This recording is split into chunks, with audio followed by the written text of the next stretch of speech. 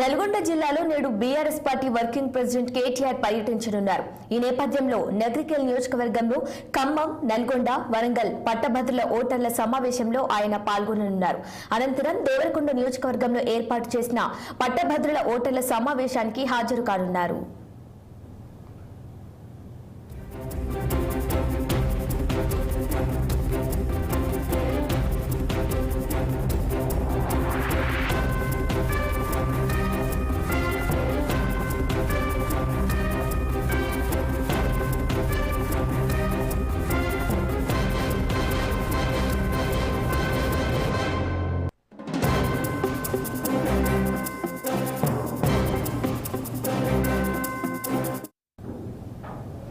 నల్గొండ జిల్లాలో నేడు BRS party working president KTR పర్యటించనున్నారు. ఈ నేపథ్యంలో నగరికల్ నియోజకవర్గంలో ఖమ్మం, నల్గొండ, వరంగల్ పట్టభద్రుల ఓటర్ల సమావేశంలో ఆయన పాల్గొననున్నారు. అనంతరం దేవరకొండ నియోజకవర్గంలో ఏర్పాటు చేసిన పట్టభద్రుల ఓటర్ల సమావేశానికి హాజరు కానున్నారు. ఇక కేటీఆర్ పర్యటనకు సంబంధించిన పూర్తి వివరాలు మా ప్రతినిధి పరమేశ్ అందిస్తారు.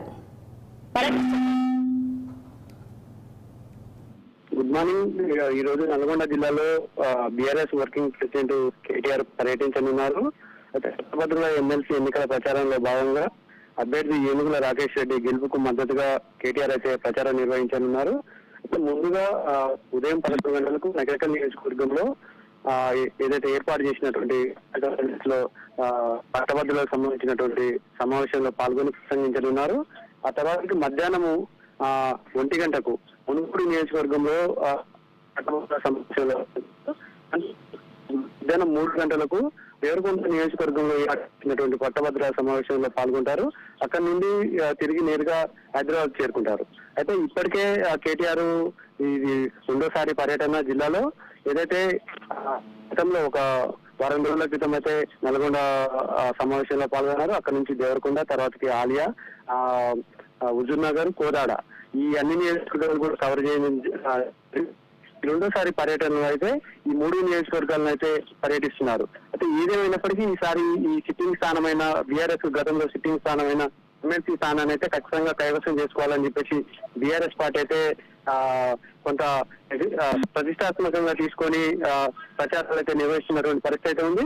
అయితే ఒక్కరోజే ఉంది ప్రచారానికి. సాయంత్రం తోటైతే ఈ గడువు కూడా ముగియడం తోటైతే ఏదైతే పెండింగ్ లో ఉన్నటువంటి నియోజకవర్గాలు కూడా ప్రచారం నిర్వహిస్తున్నటువంటి పరిస్థితి అయితే ఉంది. అయితే మొత్తం 3 జిల్లాల్లో కూడా బీఆర్ఎస్ పార్టీకి సంబంధించినటువంటి ఎమ్మెల్యేలు ఇద్దరే ఉండడంతో ఈసారి ఎలాగైనా సరే ఈ ఎమ్మెల్సీ స్థానాన్ని గెలిపించుకుంటే మనకు కొంత ఏదైతే ప్రశ్నించడానికి అవకాశం ఉంటుంది. ఖచ్చితంగా ఈ స్థానాన్ని గెలుచుకోవాలని చెప్పేసి కేటీఆర్ కావచ్చు, హరీష్ రావు కావచ్చు, కేటీఆర్ కావచ్చు అనేక సందర్భాలలో బీఆర్ఎస్ శ్రేణులకు సూచిస్తున్నటువంటి పరిస్థితి అయితే ఉంది. కొంత మన తరఫున పోరాడేటటువంటి వ్యక్తి కూడా శాసన మండలిలో ఉంటాడు కాబట్టి ఖచ్చితంగా రాకేష్ రెడ్డిని గెలిపించుకోవాలని చెప్పేసి తీవ్రంగా ప్రయత్నం చేస్తున్నటువంటి పరిస్థితి కూడా కనిపిస్తా ఉంది. Right Paramesh, thank you.